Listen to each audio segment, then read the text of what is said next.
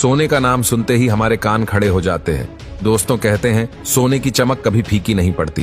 पहले के राजाओं से लेकर आज के आम आदमी तक हर कोई सोने के पीछे पागल है। लड़कियों के बारे में तो हम क्या ही कहे, रिंग से लेकर हार तक की अहमियत और भी ज्यादा बढ़ जाती है। अब आपको ये तो पता ही होगा कि सोने से जेवर कैसे बनते हैं, पर सवाल ये है कि आखिर ये सोना बनता कैसे है। अगर आपको नहीं पता तो वीडियो को अंत तक जरूर देखते रहिए। सबसे पहले समझते हैं कि सोना आता कहां से है, उसके बाद हम देखेंगे कि इसे निकाला कैसे जाता है। दोस्तों, हमारी पृथ्वी के गर्भ में बेशकीमती चीजों का भंडार है। पीने के लिए पानी, सोना, चांदी, तांबा जैसी धातुओं से लेकर पेट्रोलियम तक सब उस गहराई में मौजूद है। अगर सोने की बात करें तो वो एक प्राकृतिक रूप में पैदा होने वाला एलिमेंट है। सोने को आसपास की चट्टानों में ड्रिल या ब्लास्ट करके निकाला जाता है। वहीं बड़ी दरारें जमीन के अंदर काफी गहराई तक जाती है। जमीन के अंदर माइनिंग के लिए माइनर्स वैन के साथ खुदाई करते हैं और उसके बाद नुकीले औजार या छोटे विस्फोटकों का इस्तेमाल करके सोने को चट्टानों से अलग कर देते हैं। अब सोने को इकट्ठा करके रिफाइनिंग के लिए मिल में भेज दिया जाता है। माइनिंग तकनीक से सोना निकालने के बाद इसे रिफाइन करने के लिए 4 प्रोसेसेस में से एक का इस्तेमाल किया जाता है, और वो है फ्लोटेशन, साइटेशन, एमलगेशन और कार्बन इनपल।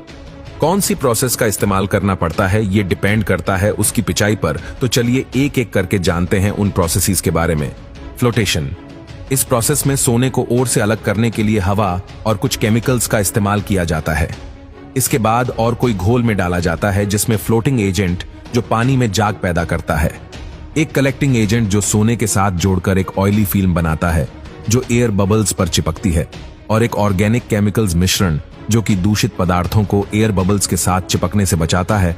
अब पानी में हवा या गैस मिलाई जाती है और बुलबुले उठना शुरू हो जाते हैं। सोना एयर बबल्स के साथ चिपक जाता है।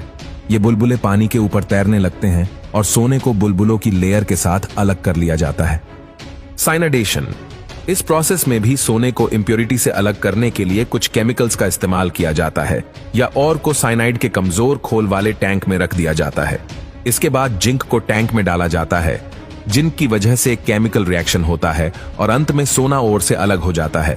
अब सोने को फिल्टर कर साइनाइड घोल से अलग कर लिया जाता है। एमलगेमेशन, ये प्रोसेस सेम साइनाइड प्रोसेसर की तरह ही है, लेकिन इसमें इस्तेमाल किए जाने वाले केमिकल्स थोड़े अलग होते हैं।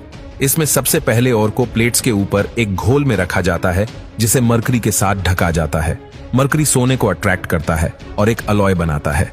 अब इस अलॉय को गर्म किया जाता है जहां मरकरी उबालकर गैस में तब्दील हो जाती है और सोना वहीं रह जाता है।